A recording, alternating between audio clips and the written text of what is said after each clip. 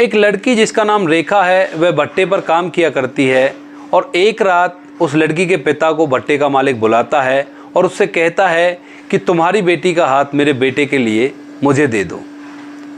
आखिर क्या कहानी थी, पूरी सच्चाई जानने के लिए वीडियो को अंत तक जरूर देखें। नमस्कार दोस्तों, मेरा नाम है जीतू सौरत और आप लोग देख रहे हो ब्रेन डिमांड चैनल।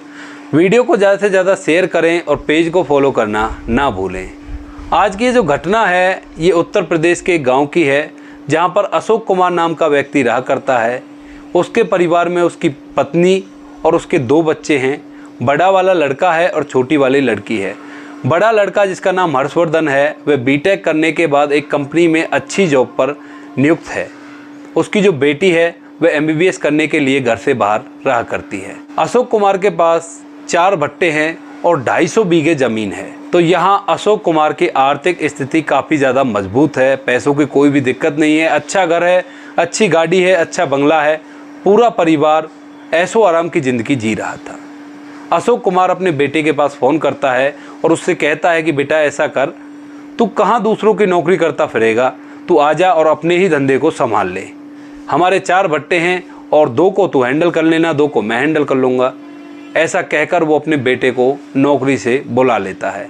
हर्षवर्धन जो उसका बेटा था वो भी अपने पिता की बात मानता है और उस नौकरी से रिजाइन देकर अपने धंधे को संभालने लगता है। अब उसके एक भट्टे पर जिस पर हर्षवर्धन बैठा करता है, उस भट्टे पर 2 पति पत्नी काफ़ी दिनों से काम कर रहे थे। लगभग 15 साल उनको वहाँ पर काम करते हुए हो गए थे। उनकी एक लड़की है जिसका नाम है रेखा। रेखा जो कि अपने ननिहाल में रहकर अपनी 12वीं क्लास की पढ़ाई करती है। 12वीं क्लास पास होने के बाद अचानक से उसकी नानी की मौत हो जाती है। अब जैसे ही नानी की मौत होती है तो उसे अपने माँ बाप के पास आना पड़ता है। वो आती है माँ बाप के पास, माँ बाप जहाँ भट्टे पर काम किया करते थे तो उनके पास ही आ जाती है और उनके काम में उनका हाथ बटाने लगती है। ऐसे ही एक दिन हर्षवर्धन अपने भट्टे का मुआयना करने के लिए दोपहर को निकलता है अपने एसी वाले केबिन से। तो बाहर वो देखता है चिलचिलाती धूप है। वह अपने भट्टे पर टहल ही रहा था, तभी वह देखता है कि एक बहुत ही खूबसूरत लड़की जो कि अपने पैरों से कीचड़ को मिला रही है ईंटें तैयार करने के लिए, और वो काफ़ी ज़्यादा खूबसूरत है और उसके शरीर पूरा पसीने से भीगा हुआ है।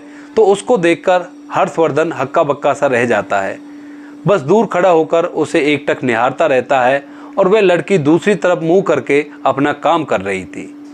जैसे ही उसका मुंह घूमता है और वो देखती है कि एक व्यक्ति उसे निहार रहा है तो वो अपना दुपट्टा निकालती है और अपने शरीर को ढक लेती है।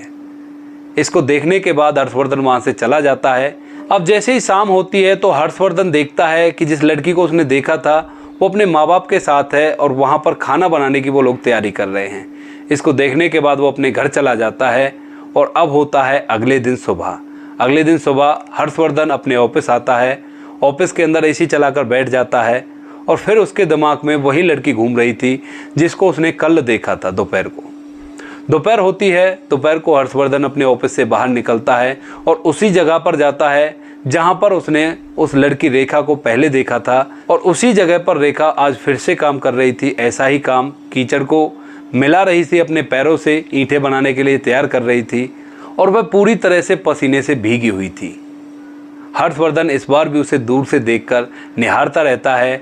इस बार जो रेखा है वह भी नोटिस कर लेती है कि भाई ये व्यक्ति दोबारा से मेरे पास मुझे देखने के लिए आया है और दूर खड़ा होकर बस मुझे देखता ही रहता है। इसके बाद दोस्तों हर्षवर्धन कुछ देर रेखा को निहारने के बाद वहाँ से चला जाता है। अब होता है अगला दिन। अगले दिन हर्षवर्धन फिर से रेखा को देखने के लिए उसी जगह पर आता है, लेकिन इस बार रेखा उसे वहाँ पर नहीं मिलती। वह उनके घर पर भी देखता है तो उसके घर पे भी उसे कोई भी नहीं दिखाई देता। अब वह मायूस होकर अपने एसी वाले केबिन में चला जाता है, एसी चलाकर बैठा रहता है, लेकिन उसके दिमाग में केवल वही लड़की घूम रही थी। इसके बाद फिर अगला दिन आता है और अगले दिन फिर उसे देखने के लिए वो जाता है हर्षवर्धन, लेकिन इस बार भी रेखा उससे नहीं मिलती। इसी तरह से 5 दिन तक रेखा और रेखा का परिवार उस भट्टे से गायब रहता है।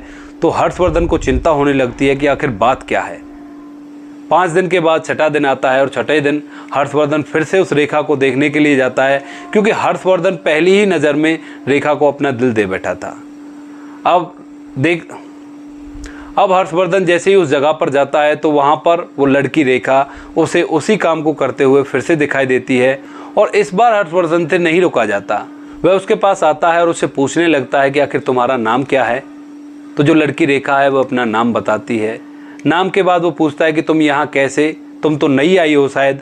तो यहाँ पर रेखा उसे बता दी है कि मैं अपने नानी नाना के यहाँ पर रहा करती थी। अब मेरी नानी का डेथ हो गई और उसके बाद मैं अपने माँ बाप के पास आ गई हूँ और उनके काम में उनका हाथ बटाती हूँ। इस बात को सुनने के बाद हर्षवर्धन अपने दिल की बात रेखा से डायरेक्ट बोल देता है। वह कहता है कि मैं तुमसे प्यार करता हूँ। अब इस बात को सुनने के बाद जो रेखा है वो कहती है कि सर आप मुझसे क्यों मजाक कर रहे हो, आप कहाँ और हम कहाँ। ऐसा वो कह ही रही थी, तभी जो रेखा की माँ है उन दोनों को बात करते हुए देख लेती है। उसके बाद उनकी थोड़ी और बातें होती हैं और हर्षवर्धन वहाँ से चला जाता है। रेखा की माँ रेखा के पास आती है और उसको फटकार लगाती है, उससे कहती है कि तू ये क्या कर रही है, हम लोग यहाँ पर 15 साल से काम कर रहे हैं और हमने अपना काम पूरी ईमानदारी से किया है और हमने आज तक किसी को हम पर कोई भी लांछन लगाने का मौका नहीं दिया है। तू जिससे बात कर रही है ये मालिक का बेटा है, ये भट्टा इन्हीं का है और तुम इनसे बात क्यों कर रही हो। तो रेखा वहाँ चुप रह जाती है और इसके बाद होता है अगला दिन। अगले दिन रेखा अपने काम को कर रही थी, लेकिन यहाँ पर रेखा के मन में भी थोड़ा बहुत प्यार हर्षवर्धन के लिए जग गया था। अब उस दिन रेखा हर्षवर्धन का वेट करती है, लेकिन हर्षवर्धन नहीं आता। ऐसे ही करते करते 2-3 दिन गुजर जाते हैं और 2-3 दिन बाद हर्षवर्धन एक बार फिर से आता है। हर्षवर्धन 2-3 दिन के लिए अपनी बहन के पास गया था, जहाँ पे वो MBBS का कोर्स कर रही थी, तो उससे मिलने के लिए उसके पास गया था। उसके बाद हर्षवर्धन आता है और आने के बाद रेखा को कुछ गिफ्ट देता है कि ये लो, ये गिफ्ट मैं तुम्हारे लिए लेकर आया हूँ।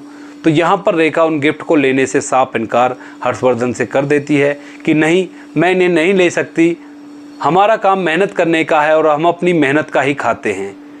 इन चीज़ों पर मेरा कोई अधिकार नहीं है और जिन चीज़ों पर मेरा अधिकार नहीं है मैं उन्हें लेना पसंद नहीं करती। इस बात को सुनने के बाद हर्षवर्धन और भी इम्प्रेस हो जाता है। वो उससे पूछता है कि तुम पढ़ी लिखी हो।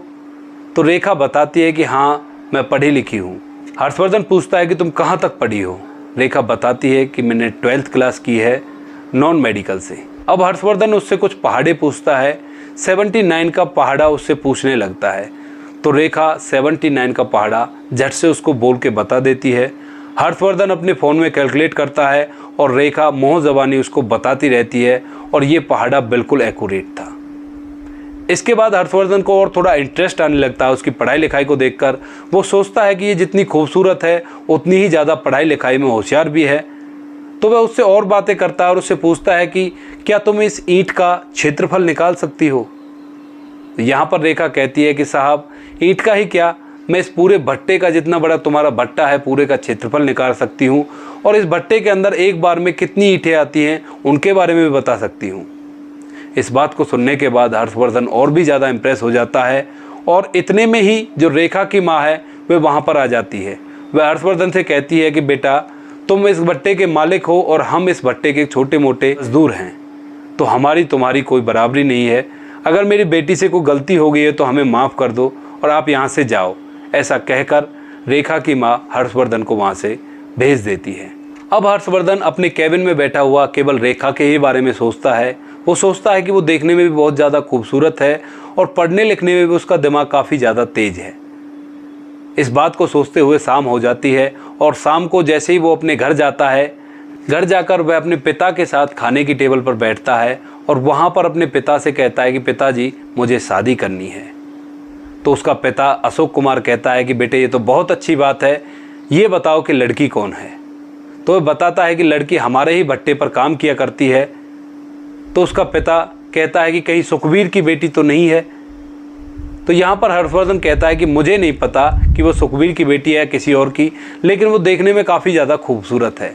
अब जो उसका पिता अशोक कुमार है वो अपने मुनीम के पास फ़ोन करता है और उससे कहता है सुखवीर और सुखवीर की पत्नी और उसकी बेटी को फ़ौरन मेरे घर लेकर आओ। अब मुनीम मालिक के फ़ोन आने के बाद थोड़ा सा होपलेस हो जाता है और वो भागता हुआ सुखवीर के पास जाता है। वहाँ पर जाकर देखता है कि सुखवीर और सुखवीर का परिवार अपने घर में आराम कर रहे थे। तभी वह दरवाज़ा खटखटाता है और उन लोगों को बाहर निकालता है। वे लोग बाहर निकलते हैं और उनसे कहता है कि मालिक ने तुम सभी को अपने घर पर बुलाया है। जो सुखवीर की पत्नी है यानी कि रेखा की जो माँ है, वह उस मुनीम से कहती है कि साहब, हमसे कोई गलती हो गई है क्या, जो मालिक इतनी रात को हमें अपने घर पे बुला रहे हैं। तो मुनीम जी कहते हैं कि मुझे तो पता नहीं, शायद कोई ना कोई बात है, तभी वो इतनी रात को तुम्हें अपने घर पर बुला रहे हैं। अब जो रेखा की माँ है वो मुनीम को बता देती है कि भाई कल ऐसे ऐसे हुआ था, उनका बेटा मेरी बेटी के साथ बात कर रहा था, तो मैंने उनको मना कर दिया था, उनसे कहा था कि आप यहाँ से चले जाओ, कहीं ये बात तो नहीं। अब ये बात सुनकर मुनीम उन पर गुस्सा होता, उनसे कहता है कि तुम्हारी सभी की जिम्मेदारी मेरे ऊपर होती है और तुमने मेरी नाक के नीचे ऐसा कांड कर दिया। अब चलो ठीक है, जो भी होगा तुम भी सुनना और मैं भी सुनूंगा, चलो अभी के अभी मालिक ने बुलाया है।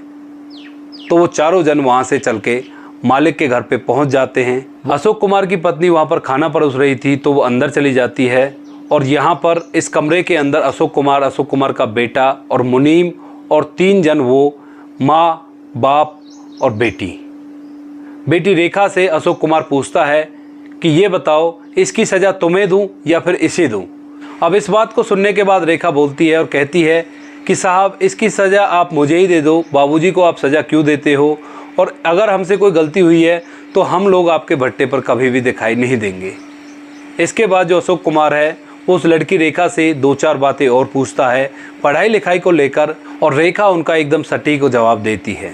अब यहाँ जो अशोक कुमार है भट्टे का मालिक, वह भी उस लड़की रेखा की पढ़ाई लिखाई से इम्प्रेस हो जाता है और वो झट से उसके पिता सुखवीर से कहता है कि सुखवीर, मुझे अपने बेटे से शादी कराने के लिए तुम्हारी बेटी का हाथ चाहिए।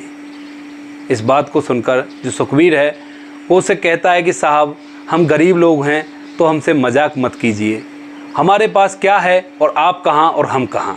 इसके बाद अशोक कुमार सुखवीर से कहता है कि तुम इस चीज़ की चिंता मत करो, मुझे कुछ भी नहीं चाहिए, मुझे केवल तुम्हारी बेटी चाहिए और पूरी शादी का खर्चा मैं अपने आप उठाऊंगा, आज से तुम हमारे समधी हुए।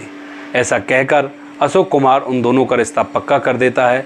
कुछ दिनों बाद दोनों की बड़ी धूमधाम से शादी हो जाती है और यहाँ पर रेखा जो भट्टे पर काम किया करती, आज वो भट्टों की मालकिन बन चुकी है। तो ये थी दोस्तों कहानी, जहाँ पर एक लड़की की इस तरह से किस्मत बदली कि पता भी नहीं चला कब में वो मजदूर से मालकिन बन गई। तो आपको कहानी जैसी भी लगी हो कमेंट सेक्शन में ज़रूर बताएं। बाकी दोस्तों वीडियो अच्छी लगी तो वीडियो को लाइक और शेयर ज़रूर करें। मिलते हैं किसी नेक्स्ट वीडियो नए टॉपिक के साथ, तब तक के लिए जय हिंद, जय भारत, जय हिंदुस्तान।